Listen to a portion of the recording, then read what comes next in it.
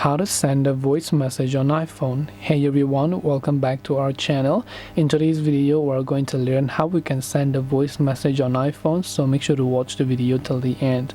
In order to send a voice message on iPhone, basically just open up your messages app. So I'm assuming about the default messages app, right? So I'm not talking about other applications or anything, just making sure that you're using the default Apple messages app.